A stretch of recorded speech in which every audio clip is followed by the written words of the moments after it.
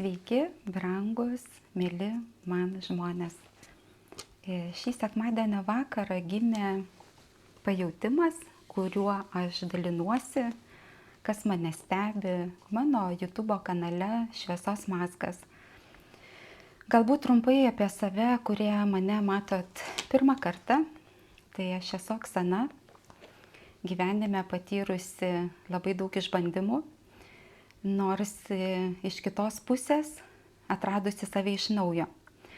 Tai buvo ilgas procesas, kadangi gimiau labai mylinčiai šeimoje, įsigijau specialybę, kuri tarnauja žmogui, medicinos. Ir visą, ką dariau geriausia, atrodo, jau padariau. Ir atrodė, kad aš tai darau tikrai teisingai, nes labai myliu žmogų ir labai myliu gyvenimą. Bet vieną dieną, kada aš pastebėjau, kad mes gyvename visiškai dabar kitame laiko kažkokiam tai įsuktam sūkury, kada kyla begalės labai daug mūšio klausimų tokių, kada mes puolame kažkam tai kažką tai įrodinėti ir svarbiausią dalyką mes pamiršome patį save, galbūt žmogų. O žmogus man yra tikrai pati didžiausia vertybė. Ir kai šiandieną tiesiog atėjo pas mane toksai pojūtis labai iš dvasinės gilumos. Paskutiniam dienom prieš Kalėdas tiesiog dalinuosi švento žodžio rašto, ką gali pasakyti šventas raštas mums, to žodžiu dalinuosi. Ir pastebiu, kad šventinis laikotarpis jisai dar neatėjo į pabaigą. Tai metai užsidarys 31 dieną, bet kai kas mes turime labai daug gal reikalavimų patiem iš savęs, gal kažkokių tai neatsakytų klausimų ir mes juos bandome išspręsti galbūt paskutinę minutę, kada metai baigėsi. Ir esame išėję iš didelio rašto, kitą kartą iš krašto. Mes tiesiog atrodo, galim žmogui ir padėti, bet nepagalvojam, kad vienu žodžiu galbūt galime jį ir užmušti.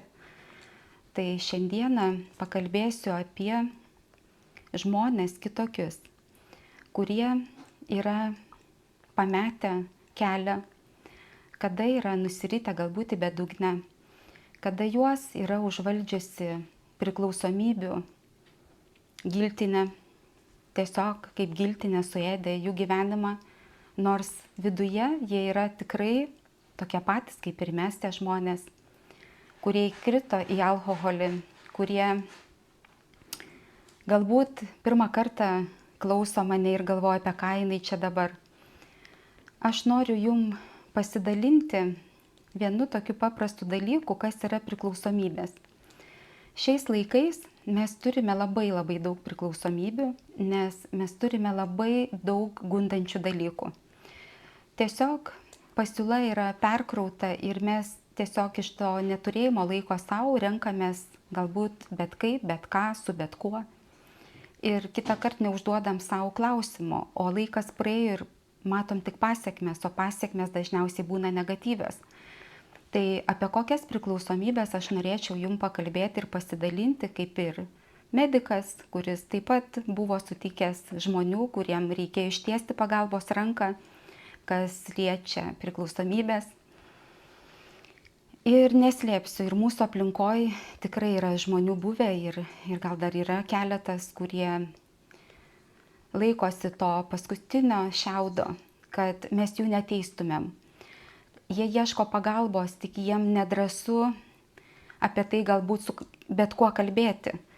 Tai pakalbėkim tiesiog paprastai žmogiškai, su didelė meilė vieni kitiem. Priklausomybė šiais laikais yra labai,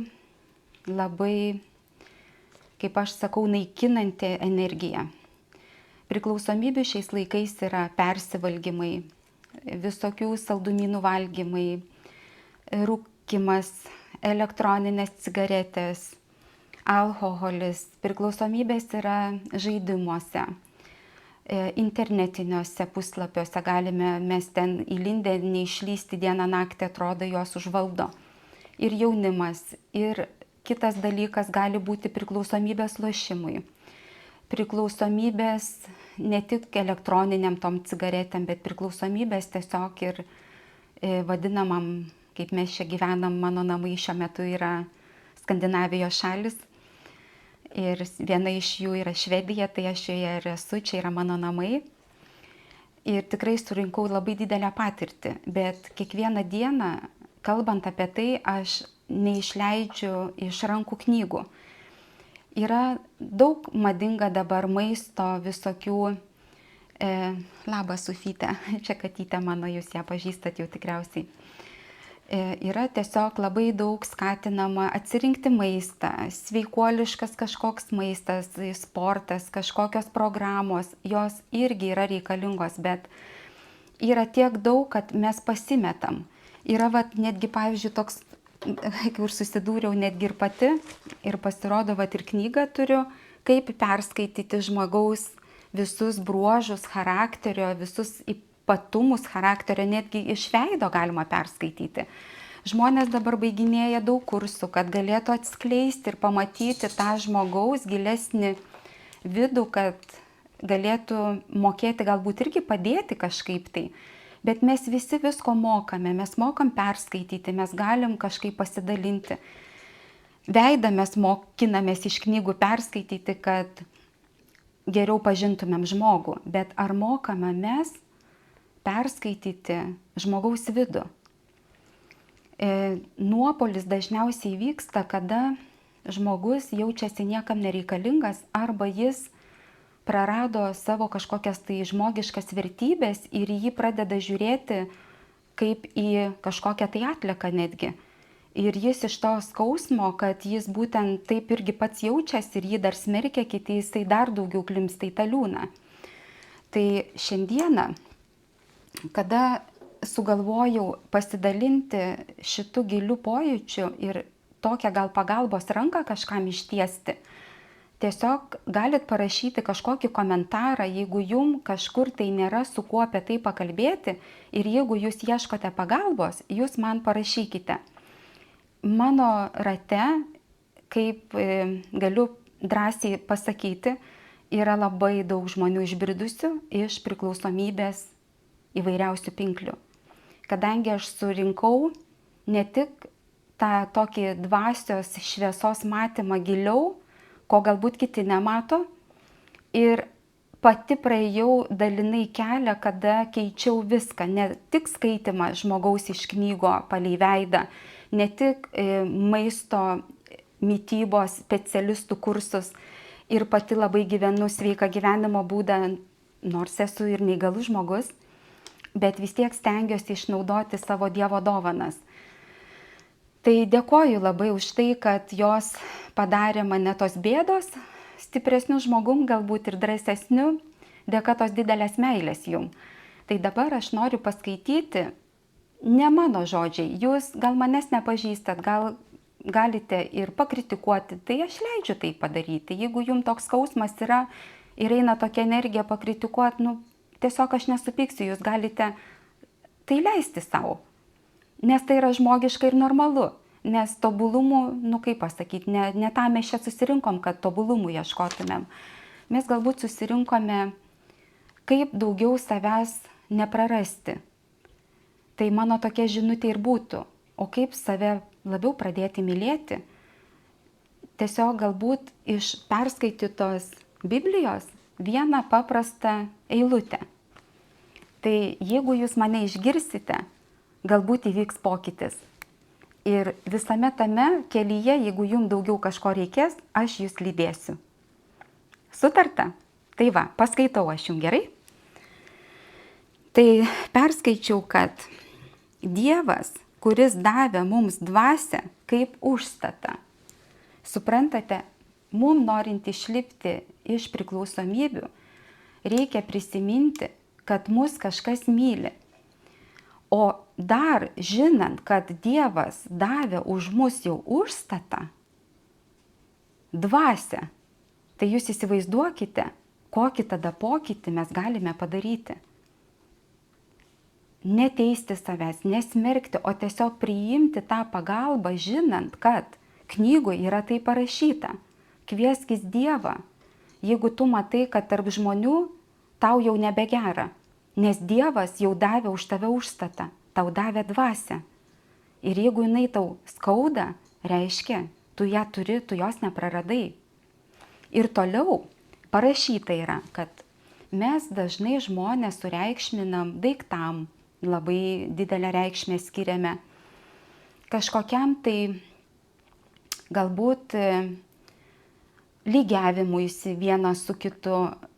Konkurencija jinai yra gera ir tokia turėtų būti teisinga kartais konkurencija, bet mes kartais taip nusikonkuruojam, kad jau mes iš didelio rašto tikrai ne tik, kad išeinam iš krašto, bet mes patys ir save kartais galim prarasti.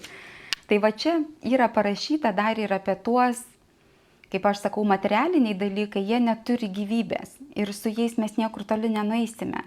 Suprantat? Ir ta dvasia tenai negyvena. Gyvena gyvybė dvasia gyvuose, mum nematomuose, mūsų pojūčiuose, išjautimuose, mūsų mąstyme, kažkokiam tai pokalbėje pačiam su savim.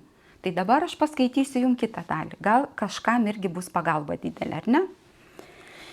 Tai dabar rašo, kad nors mūsų išorinis žmogus ir nyksta, vidinis diena iš dienos atsinaujina.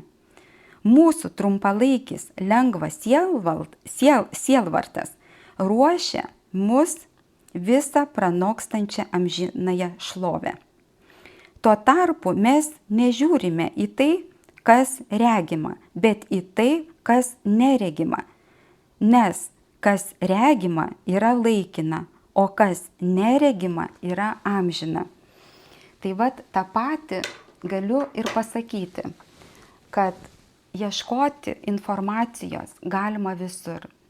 Ir knygose, ir kursuose, ir visokiose transformacijos būreliuose. Bet gal tu ten irgi nepritapsi, jeigu tu ten ateisi ir būsi pamiršęs apie dieviškąją dvasią, kuri yra mum duota avansu. Nes už mus jau kažkas tai davė tai, suprantat? Ir jeigu tu tikrai norėsi savo padėti, tu prisiminsi, kad už tave jau yra duotas užstatas avansu, dvasia tavo. Ir tu tikrai, kada taip giliai labai užsinorėsi savo padėti, tu pajausi, jinai pasibels pas tave. Tik nenuleisk rankų, tik nesustok. Tikėk tuo, kad tu turi padaryti. Tikėk, kad tu esi žmogus. Tu esi žmogus, kažkam tai sesė, kažkam tai brolis, kažkam tai geras darbuotojas, kažkam tai tu esi sūnus, kažkam tai tu esi tėtis. Tai tu pagalvok, kiek šviesos iš to kiekvieno tavo sutikto žmogaus, tu kažkam tai labai daug reiški. Nes žmogus yra atrodo tik žmogus. Bet Dievo akyse tu esi viskas. Tu esi viskas. Tai kaip galima save norėti prarasti, jeigu tu žinai, kad tu jau viską turi? Tu viską jau turi. Tu gal tik tai kažkiek pavargai eidamas tuo sunkiu keliu, to neatsitiesimo, nežinojimo galbūt kaip man atsitiesti. Tai šiandien aš tau tą ir sakau. Įmanoma kiekvienam žmogui atsitiesti. Įmanoma. Nes tas pojūtis, jisai būtų neatėjęs šiaip sau. Nebūtų atėjusi va tokia paprasta knygutė. Atrodo tik va lapai, keli lapai. Bet kokia išmintis. Paskui dar turiu drauguose, kas ir tikrai mokslus pabaigė yra, va skaito irgi tokias knygas, kaip perskaityti iš veido labai daug apie asmenį galima sužinoti. Aš tikrai nepatingėjau. Šita knyga man yra padovanota 2006 metais autografu, čia gal matosi, nežinau. Ir aš kažkaip kaip medikas niekada giliai nesusimaščiau, kad tai yra labai svarbu. Bet pasirodo, manyje yra galbūt dvasinių daugiau dalykų, kurie mane privedė išmokti susitaikyti, išmokti praregėti, pažiūrėti ne tik kas matoma, kas ant viršaus ar rūbas, bet išjausti ir priimti šitą dovaną, tą drąsą kalbėti apie tai, kad gali pamatyti, kas yra žmogaus viduje. Tai vat, tokią žinutę aš jums norėjau, mielieji, šiandieną pasakyti. Laukiu kiekvieno, kuris paklupot, kuris galit man netgi parašyti anonimiškai. Aš dabar, kada pradėjau laivo kanalą ir laivą turiu ir turiu dar Mediko žvilgsnis pro rožinius sakinius vieną, sukūrusi savo privatų puslapį taip pat Facebooko grupėje, man žmonės pradėjo rašyti į asmeninės žinutės. Ir sako, ką tu veiki, kad tu 2-3 valandą nakties nemiegi. Nu, žinokite, aš jums visiems atrašau. Ir esu tokia dėkinga, kad atsikėlus ryte, geriant kavą, man ateina mano mylimiausia Biblija, Naujas testamentas, kuris man atrodo visiškai nežinomas buvo. Tai gal aš to pati nežinojau, kad daugelį puslapių, ką aš skaitau, man atrodo, aš jau tą žinojau, tik pamiršusi buvau. Ir tai yra taip gera, kada tu gali padėti žmogui, neapsimelavęs, ne dėl kažkokios tai naudos galbūt savo, bet tiesiog iš pilnos vilties, kupinos širdies. Ir ačiū už tai, kad jūs esate, kad jūs klausote.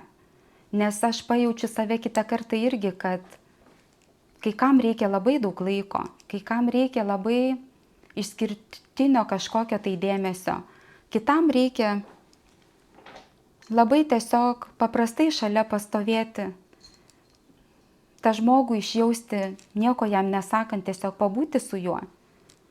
Ir visos tos priklausomybės, kada mes užsinorime gyvenime tikrai daryti gerus darbus, mes visko išmokstame iš naujo.